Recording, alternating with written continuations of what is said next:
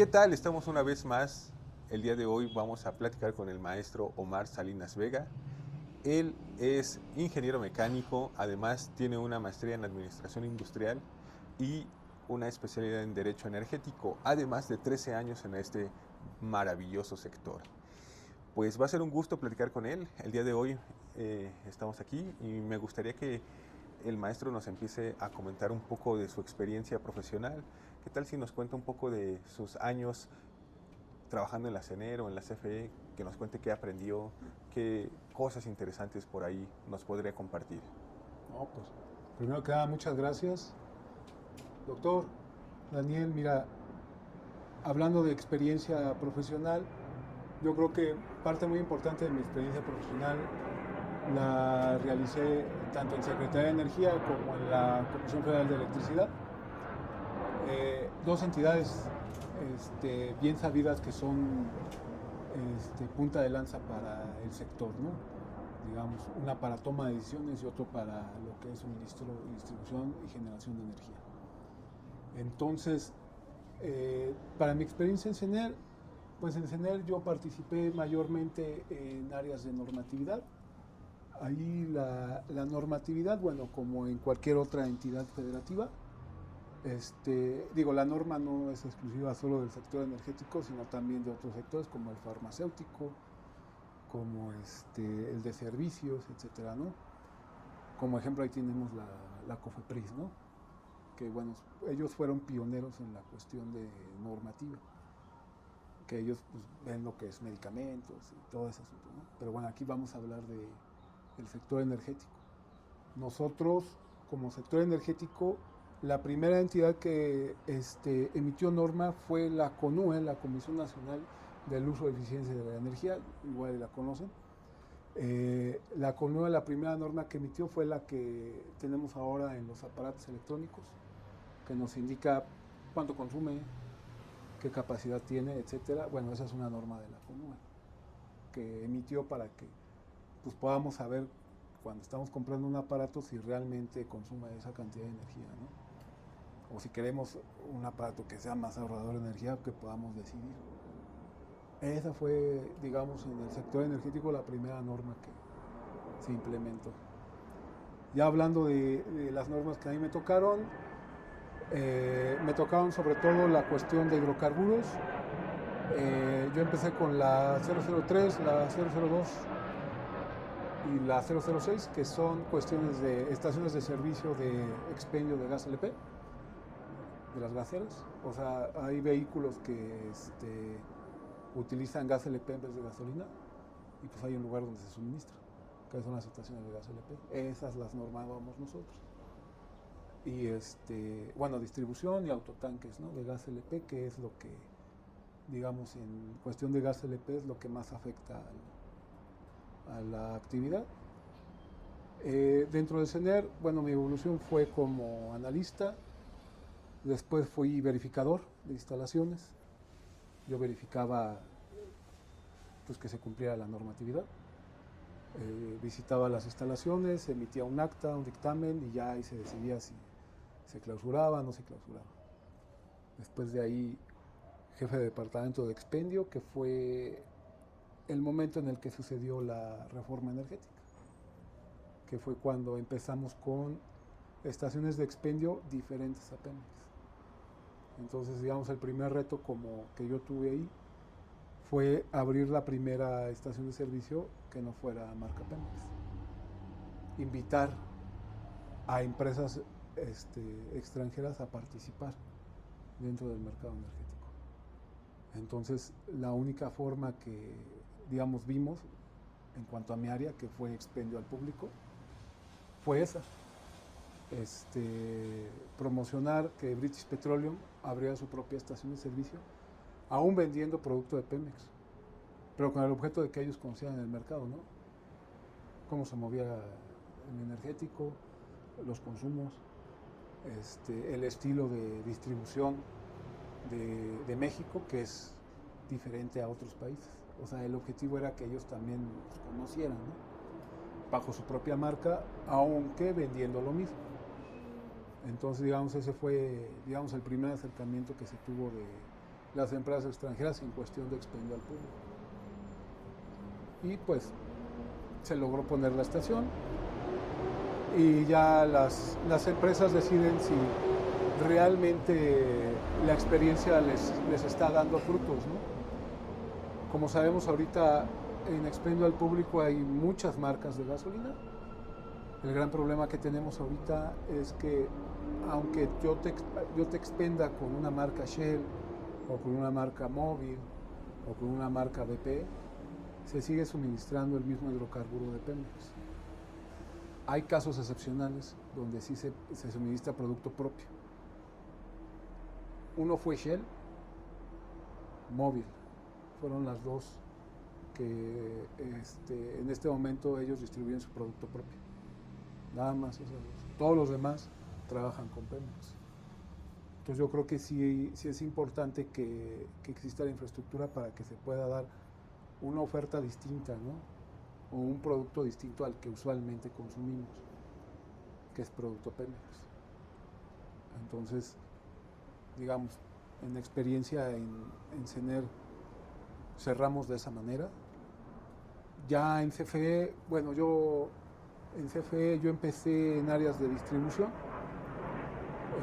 El área de distribución, digo, dentro de la cadena de suministro de CFE tenemos varios actores, que es generación, transmisión, distribución, suministro básico, clasificados, ¿no? En ese orden.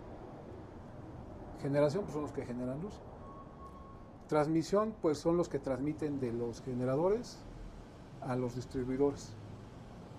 Digamos que es el primer paso de transmisión de la electricidad, que pues son las torres grandes y todo lo que vemos en carretera. Distribución ya es la infraestructura dentro de las ciudades, o sea, todo el cable que va tanto de fibra óptica como cable normal en las calles a las casas o los negocios. Eso es distribución. Y bueno, eso implica transformadores y toda la infraestructura necesaria para que tú tengas el acceso a la electricidad. Y ya tenemos suministro básico, que bueno, son los que cobran, ¿no? Y clasificados, que son los que atienden a empresas que atienden, creo que más de 1 megawatt, creo que es 1 megawatt. O sea, si tienes un consumo de 1 megawatt, ya te vas a clasificados. Y bueno, pues empezamos ahí. Yo participé en cuestiones operativas de distribución, sobre todo la cuestión de transporte, personal y bueno, adquisiciones y licitaciones de equipos. Licitaciones de cable, transformadores, vehículos, etc. Una vez que estando ahí no más de un año, me promocionaron para corporativo y para hacerme cargo de los servicios de transportes terrestres de CFE a nivel nacional. Ahí veíamos ya a nivel nacional todos los vehículos terrestres que CFE adquiría. Hubo una reforma en la ley orgánica de CFE y ahora todas las licitaciones se tenían que hacer por medio de corporativo, centralizadas, como se les dice. Digamos, ya las entidades ya no podían adquirir sus materiales, ya tenía que ser por medio de corporativo, totalmente centralizado. Entonces, pues participamos en esa transformación de trabajo, ¿no? de forma de trabajo de CFE. Todo esto con el objetivo de tener más control en las adquisiciones, en las licitaciones, y que se tuviera, digamos, una calidad y digamos, adquisiciones parejas para todos, ¿no? O sea, si voy a comprar un vehículo, pues que tenga las mismas características aquí, en Yucatán, en Nuevo León, etcétera, ¿no? O sea, todos tenemos que tener lo mismo. Se buscó que lográramos eso. Para lograr eso, se tiene que trabajar especificaciones técnicas, especificaciones económicas, etcétera, ¿no? Y bueno, obviamente no solo nosotros, sino hay un área de adquisiciones que nos apoyaba a nosotros, ¿no? Para la cuestión de licitaciones de vehículos. Y bueno, y todos los servicios relacionados a vehículos. Servicios, estacionamientos incluso, seguros. De seguros ahí había un área específica que llevaba seguros del área financiera Entonces ahí nos apoyábamos con ellos, ¿no? Pero digamos, era una responsabilidad compartida. Asimismo, arrendamientos. Que los arrendamientos eran para vehículos especiales o para actividades especiales de la CFE que requerían vehículos que no necesitábamos tener en nuestra flotilla. Entonces ahí también participábamos en arrendamientos. Entonces, pues, obviamente el arrendamiento es diferente a la adquisición. El arrendamiento, pues, es por un tiempo establecido en lo que se devenga el auto. Y ya una vez devengado, pues la empresa que participó se lo lleva. Y tú no te quedas con el vehículo. Ese es un arrendamiento. O a menos que quieras renovar tu contrato, ya te dan vehículos nuevos. Pero bueno, eso ya depende de las actividades de las empresas subsidiarias y de CFE corporativo. Entonces, pues, para mí, los mayores logros administrativos que se lograron en CFE fue, pues obviamente, la centralización de las licitaciones, asimismo especificaciones técnicas para licitaciones y control digital. Logramos desarrollar una plataforma en la que cualquier persona de CFE podía entrar y pedir vehículos y ya nosotros gestionábamos desde la plataforma sin necesidad de oficios, sin necesidad, o sea, hacerlo de manera digital. Entonces, yo creo que ese sí fue un gran cambio dentro de la organización porque pues al ser organizaciones que tienen tantos años, pues hay muchos vicios ocultos y se maneja mucho papel.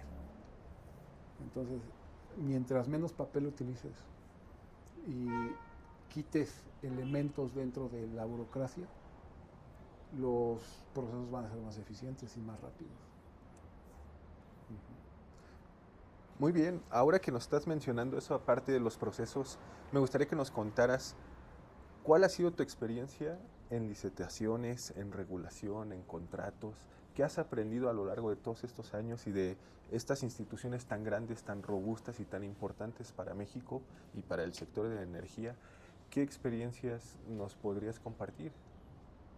Híjole, mira, en licitaciones yo creo que yo empecé a participar en licitaciones tanto en CENER como en CFE, igual en otra entidad de gobierno.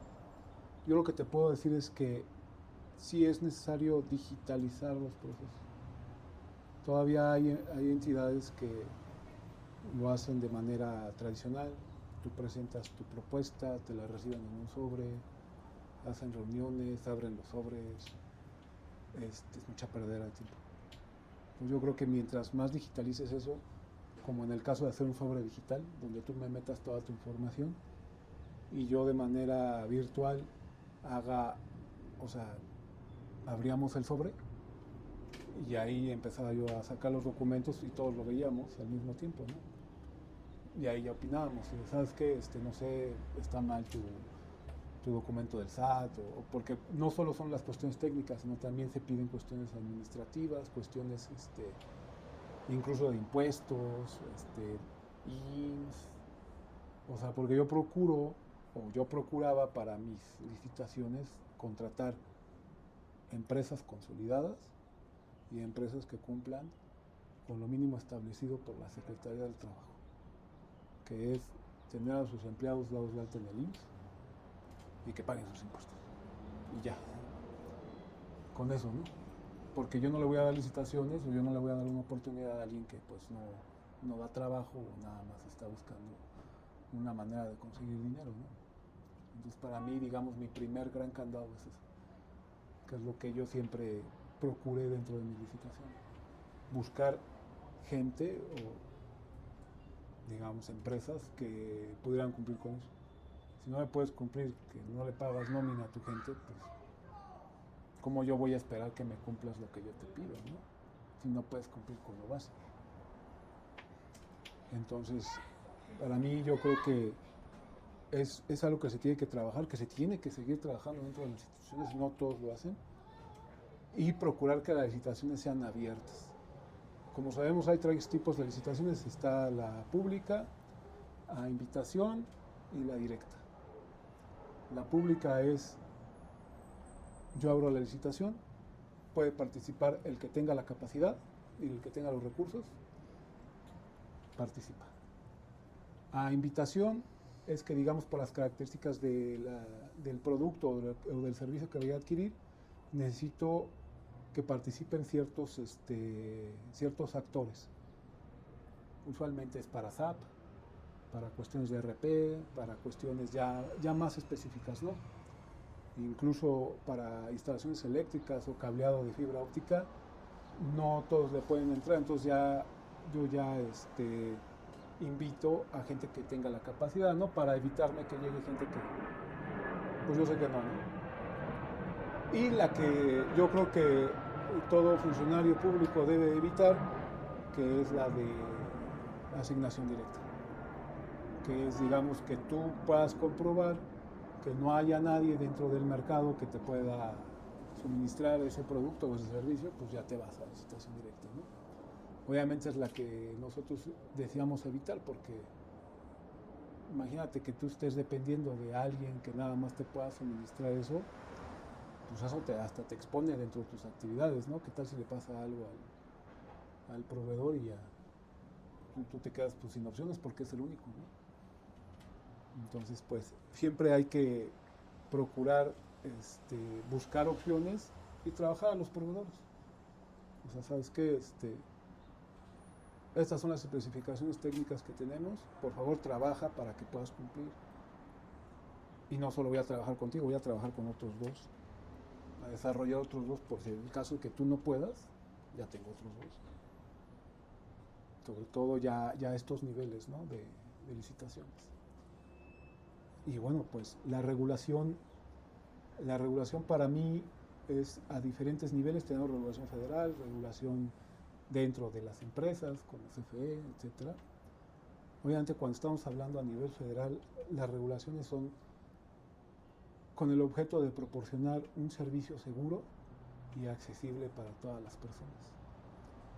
Cuando una de las directrices de CFE, tanto de CFE como de Pemex, está dentro de los objetivos y dentro de la misión de la empresa, es que toda la población mexicana tenga acceso al energético. Que no importa dónde vivas, no importa cuál es tu actividad, si tú tienes el recurso económico, tú puedas accesar al energético. Entonces, dado esto, históricamente se han hecho muchos intentos para lograr el 100% del abasto o de la accesibilidad energética. Al día de hoy no se ha logrado. Todavía hay lugares donde no hay acceso energético. Hay lugares donde todavía calientan su comida con madera, con carbón. Entonces se pretende poco a poco, pero pues es algo que no se ha logrado. Siendo que es un objetivo que históricamente nunca se ha logrado. Entonces, digamos, es de los primeros objetivos que se tiene que lograr para la federación y para los gobiernos locales. Entonces, pues, para mí, en cuestiones energéticas, esa es la cuestión de la regulación.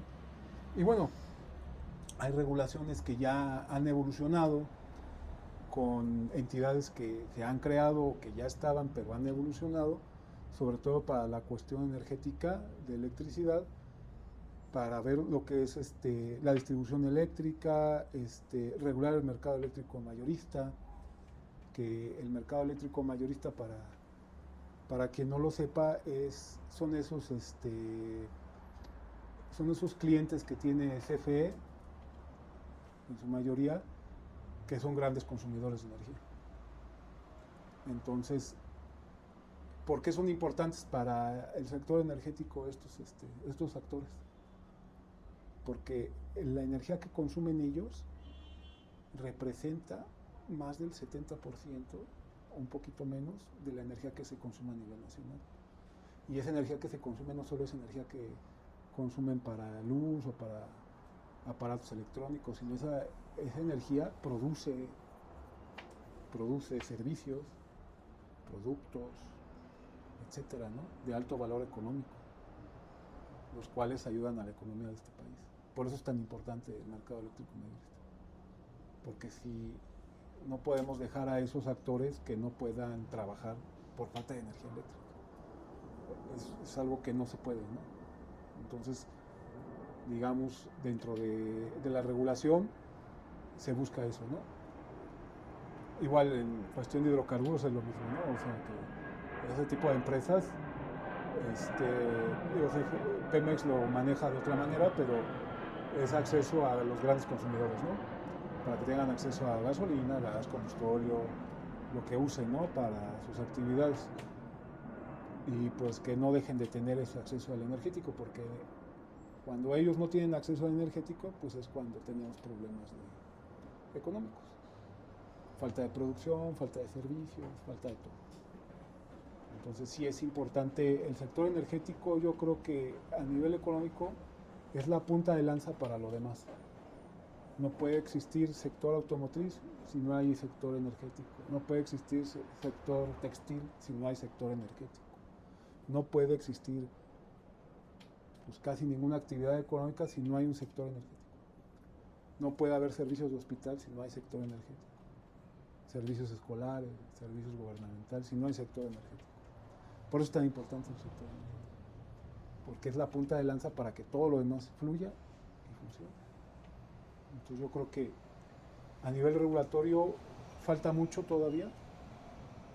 Yo creo que se tiene que trabajar sobre todo en la cuestión de expendio, en cuestión de hidrocarburos, expendio, distribución, y en cuestión de electricidad, la cuestión de generadores, lo que son los generadores todavía, que es una actividad que CFE históricamente hacía, pero yo creo que hacen falta actores que generen electricidad para inyectar el sistema eléctrico, y asimismo pues la distribución, que pues, necesitamos tener una infraestructura más robusta para que podamos, como mexicanos o como empresas que participamos dentro del sector, tener esa confianza, ¿no? Y no tener yo como empresa que gastar quizá en una planta o generar mi propia electricidad, y más bien invertir en mi actividad principal, ¿no?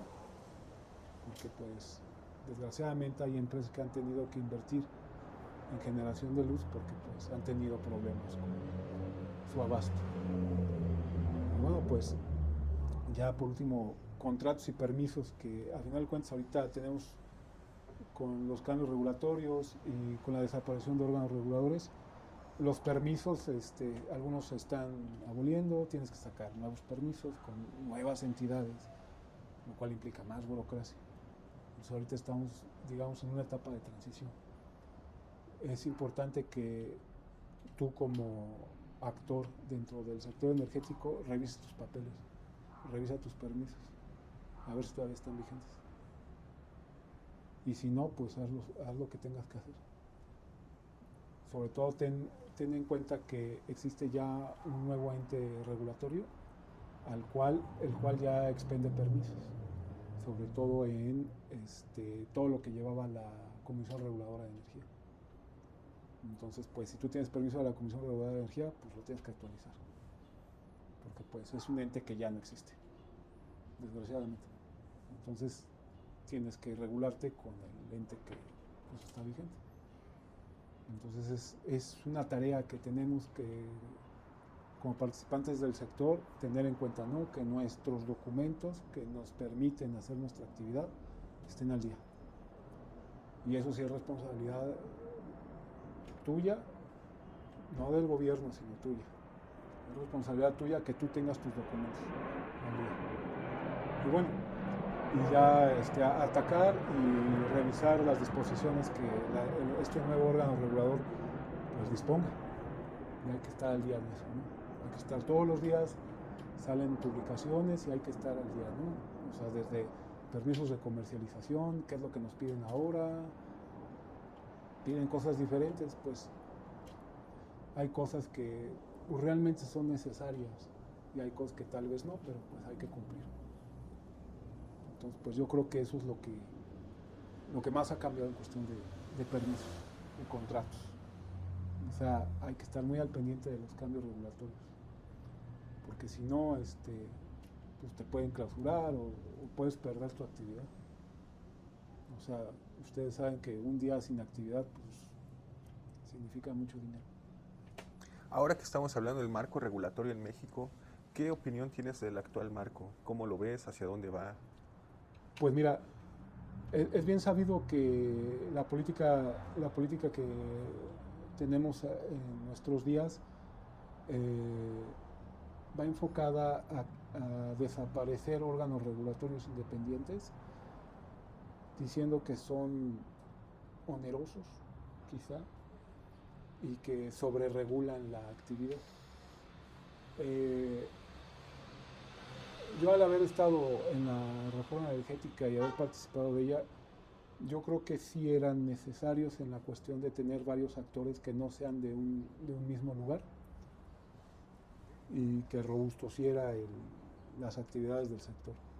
El problema es que al desaparecer estos órganos, pues se crea un vacío legal, un vacío en el cual pues yo ya no sé quién me regula, ¿no? Ahora sabemos que existe una Comisión Nacional de Energía, la cual ya empezó a operar desde este año,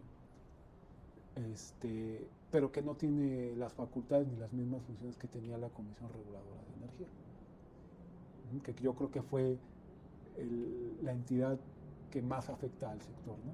La Comisión Reguladora, bueno, y la Comisión Nacional de Hidrocarburos, fueron las dos que desaparecieron. La Comisión Reguladora de Energía, pues sabemos que daba permisos para todo lo que era hidrocarburos y para sector eléctrico, desde generadores de luz, distribución, almacenamiento, o sea, daba permisos para todo. Y al pasar esas actividades a la cabeza del sector, a un órgano desconcentrado, pues digamos que los fallos o las asignaciones de los permisos pues ya dependen de la cabeza del sector, del subsecretario de hidrocarburos o de electricidad, y así, ¿no? En lo subsecuente. Entonces pues se pierde la veracidad técnica, porque en realidad la CENER históricamente no ha tenido capacidades técnicas más que administrativas. Entonces, pues sí, yo creo que hay un vacío ahí que seguramente se va a ir llenando poco a poco, ¿no?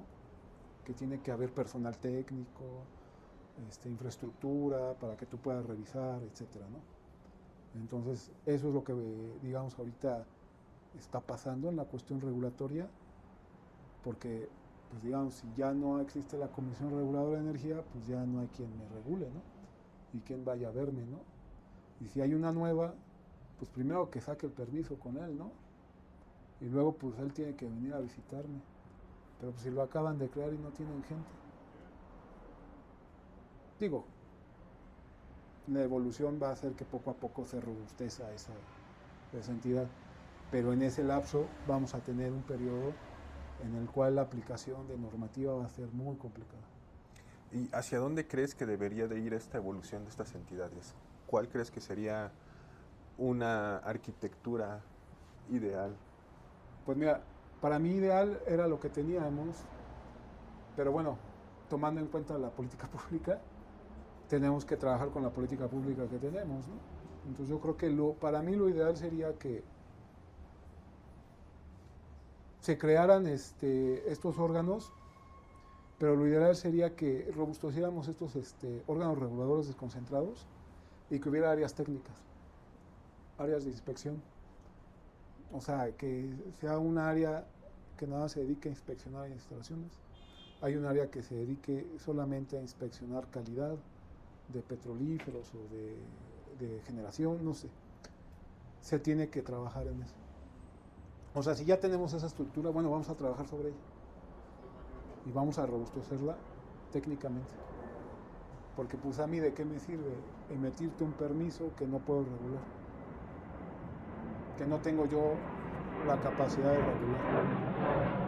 Entonces sí es importante que, ya sea que la propia Secretaría tenga sus recursos técnicos o como se manejaba anteriormente con unidades de verificación.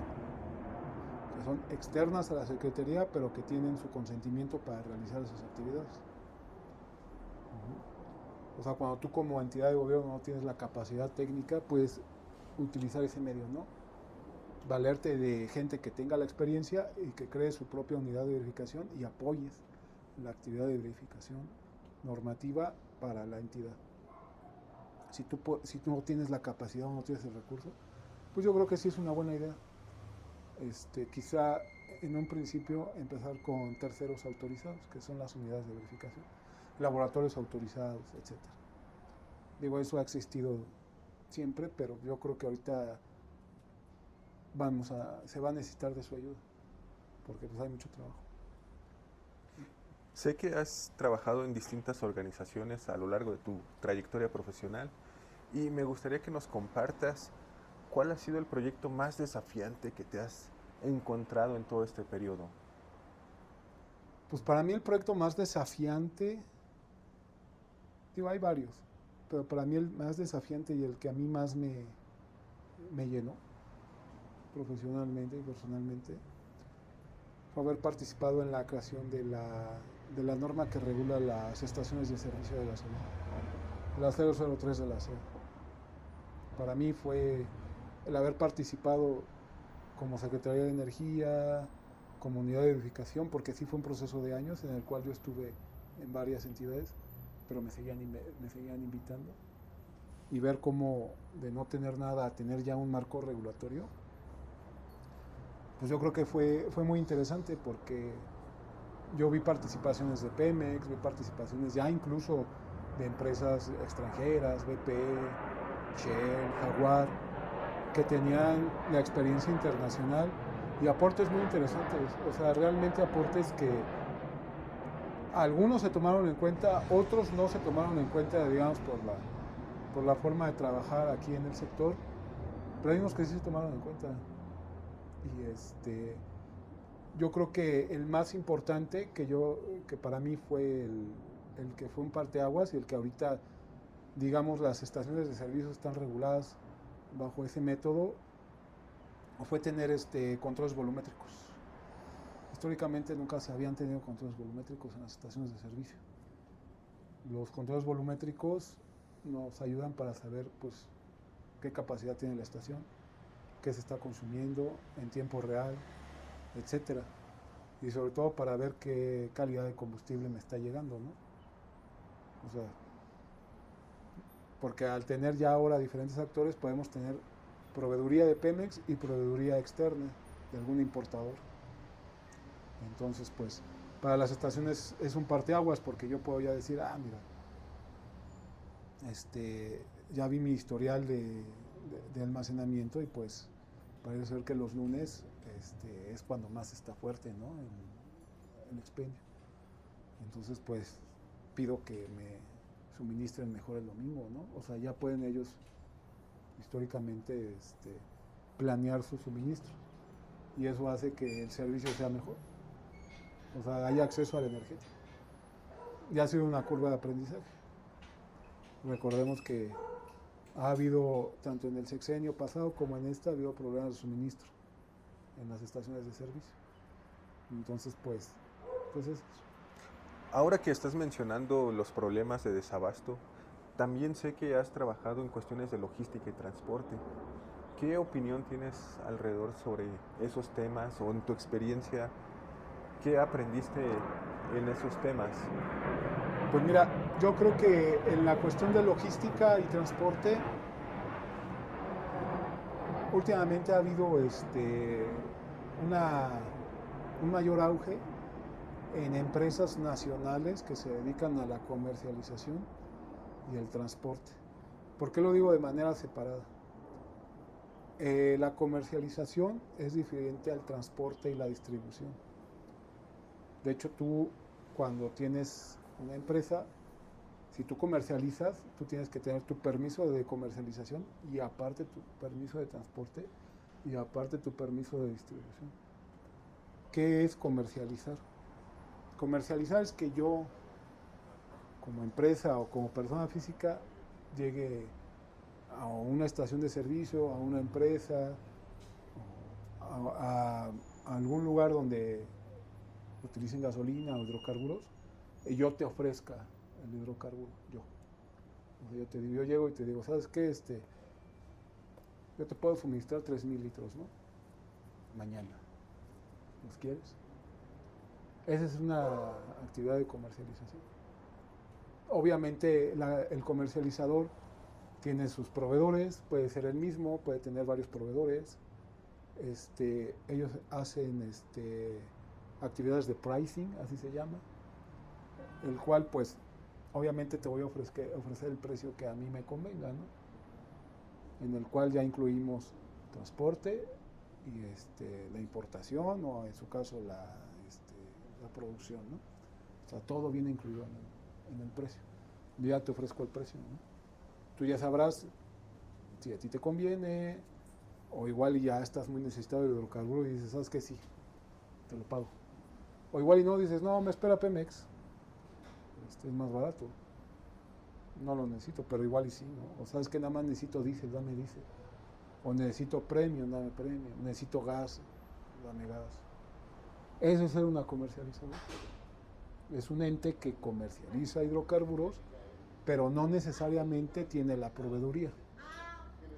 Ahora, el transporte, ahí sí, la actividad de transporte es, ya sea por carro tanque, autotanque, pipa, buque tanque, transportar el hidrocarburo de un lugar a otro. Esa es la actividad de transporte, que es diferente a la comercialización, ¿no? O sea, el comercializador ya lo vendió, ya. Ahora sigue la transportadora, que es el que te lo va a llevar. Y todo esto tiene que ir con una traza. La traza es de dónde viene el hidrocarburo. Cuando tú compras hidrocarburo, ¿qué te dan?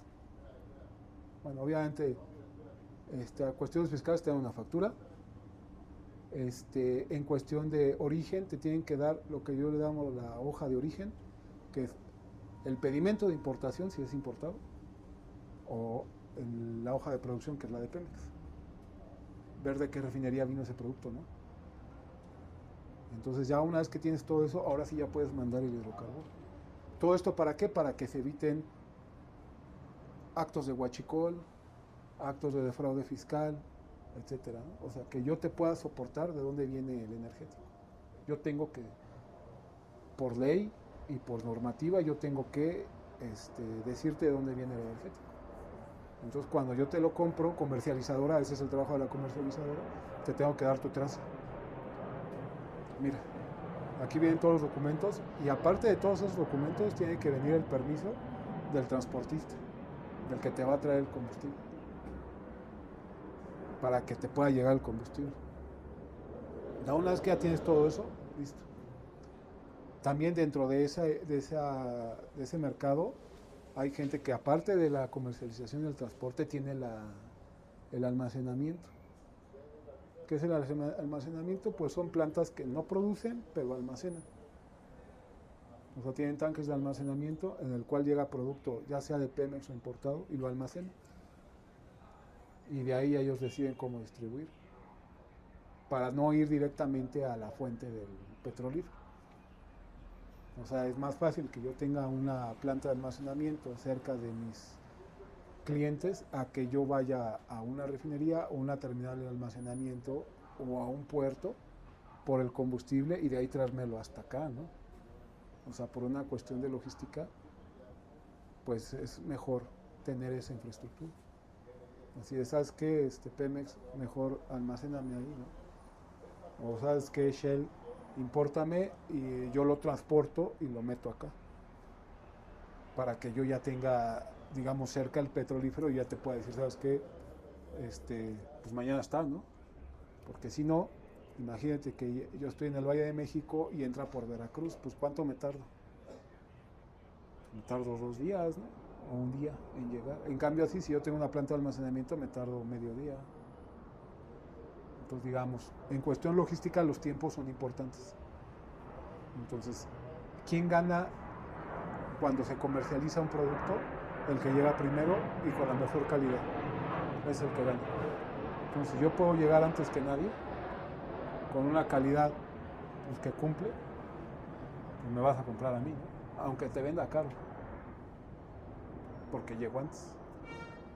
Pero obviamente tuve que invertir en toda esa cadena de suministro, ¿no? Entonces yo creo que sí se necesitan empresas que inviertan en eso. No hay muchas.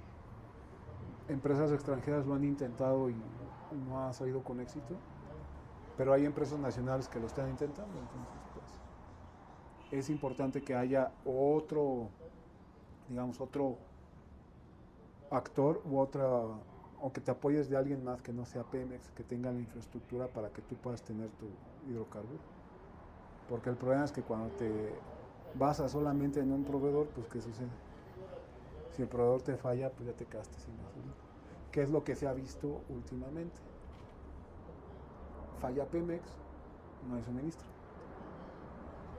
Entonces eso es lo que se quiere evitar. Que si Pemex no tiene la capacidad, no importa, hay alguien que sí, ¿no? Me puede cobrar más caro, sí, pero voy a seguir dando el servicio, ¿no? Y yo no pierdo. Digo, no voy a ganar lo que ganaba, pero no pierdo. Y es importante. Entonces yo creo que sí es importante que tengamos más instalaciones de almacenamiento, sobre todo de almacenamiento, más que de transporte, de almacenamiento. Yo creo que es lo que más falla dentro del sector hidrocarburos, que haya más instalaciones de almacenamiento. Porque transporte, pues, hay muchas transportadoras. O sea, de esas cualquiera te puede transportar. El chiste es que tú almacenes. Si tú tienes capacidad de almacenamiento, esa es la diferencia. Más que de transporte, de almacenamiento. Porque el transporte lo puedes contratar y pues, la transportadora lo hace, ¿no? Pero el almacenamiento es distinto. Entonces, pues, digo, en mi experiencia con esas actividades, yo creo que sí es importante desarrollar para las empresas la cuestión de almacenamiento. Una vez que se logre eso, pues, podremos tener un mercado más robusto y con más competitividad que el que tenemos ahorita. Justo hablando de estos tiempos del presente y el futuro, me gustaría que nos cuentes cuál es tu visión de la energía en general, todas las fuentes de energía, del futuro energético, del panorama energético que podríamos esperar en los siguientes años. Quizás 2030, 2050, ¿cómo te imaginas este sistema energético? Yo quiero entender que la evolución que necesitamos como sector es transicionar a opciones energéticas. Yo creo que mientras más opciones tengamos, vamos a tener mayor capacidad de desarrollo. Quizá no solo en la cuestión automotriz, sino también en la cuestión del hogar, ser más eficientes con la generación y con el consumo de energía, que yo creo que es un tema muy importante que las empresas creo que les falta tratar, y también a la idiosincrasia mexicana, ser cuidadosos con nuestro energético. Usualmente la gente no es cuidadoso con el energético porque pues no sabe todo el esfuerzo y todo lo que conlleva que tengas el acceso a ello, ¿no? Entonces yo creo que en un futuro yo quisiera que la población tuviera más conocimiento del mercado energético para que pues, se cuidaran los recursos, uno, y tuvieran conocimiento de opciones energéticas. Esto, pues obviamente si yo tengo conocimiento de qué opciones energéticas tengo, pues yo puedo exigir o yo puedo comprar de otra manera. Y eso hace que el mercado evolucione. Entonces, pues quizá en un futuro a mí me gustaría ir a una gasolinera y tener más de 2 opciones de gasolina. O ir a una gasolinera y tener más de 3 opciones de diésel, con diferentes capacidades de azufre o de octanaje para mis vehículos, para lo que a mí me convenga, ¿no? Obviamente eso requiere una curva de aprendizaje. O yo quisiera pedir gas y poder pedirlo con un poder calorífico diferente. Yo quisiera, no sé, entender mi consumo de electricidad para ver en dónde estoy consumiendo más. O sea, que mi recibo no solo me diga cuánto consumí, sino incluso decirme, ¿sabes qué? Parece ser que en la tarde consumes más, ¿no? Haz algo, ¿no? Entonces ya cambiar mis actividades, ¿no? O sea, no sé, lavar la ropa en la mañana. O sea, el chiste con todo esto es que mientras más información se tenga, mientras más informado estés de cómo estás consumiendo tu energético, tú puedes, uno, eficientarte y pagar menos y tener acceso a un energético de más calidad. Porque pues si no despilfarramos un energético, pues entonces ya podemos tener, pues si no sobra, pero sí podemos ya distribuirlo de una mejor manera. Entonces pues, y que todos los mexicanos tengamos más acceso ahí. Entonces yo creo que para allá, a mí me gustaría que en el 2030 o 2050 tengamos esa estructura que yo pueda, dependiendo de mis actividades y de mi vida personal y de vida profesional, elegir el vehículo que yo quisiera, los aparatos que yo quisiera, mi instalación eléctrica que a mí me convenga. Puede ser que a mí me convengan paneles solares, puede ser que no, pero eso depende de mis actividades. Entonces, para que podamos llegar a eso, necesitamos que todos, como población, entendamos el mercado energético, sobre todo lo que consumimos. Qué es lo que requiero para mis actividades, qué es lo que necesito, y voy a comprar nada más lo que necesito. Punto. Si logramos llegar a eso, el mercado energético va a evolucionar de otra manera. Hay países que ya lo han hecho, hay países que poco a poco han evolucionado de esa manera, pero en México sí, al haber estado tantos años en un mercado cerrado, nos está costando trabajo. Pero esa es la idea, que evolucionemos de esa manera y pues, en un futuro pues podamos elegir con base a nuestras necesidades técnicas, ¿no? Digo, no es necesario que seas especialista, pero si tú puedes establecer qué es lo que buscas y qué es lo que necesitas, pues vas a obtener un producto de calidad y aparte más barato. Eso es lo que yo pretendo, bueno, lo que yo quisiera, que evolucionara el mercado eléctrico. Si logramos llegar a eso, bueno, pues, qué mejor.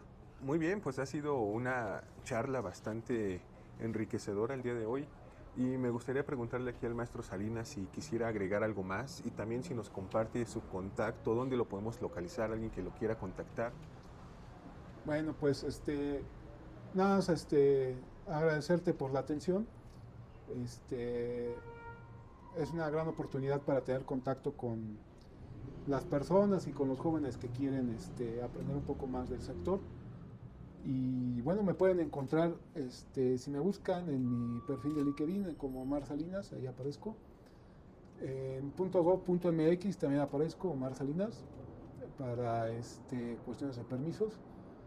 Y bueno, para mi teléfono que le voy a compartir aquí al doctor para que lo comparta con todos ustedes. Y pues con mucho gusto si requieren de alguna asesoría o nos podemos compartir también incluso temas que yo desconozco del sector, a mí me encantaría platicar con ustedes. Muy bien, pues qué gusto estar aquí con el maestro Omar Salinas Vega y nos vemos en una nueva emisión. Muchas gracias.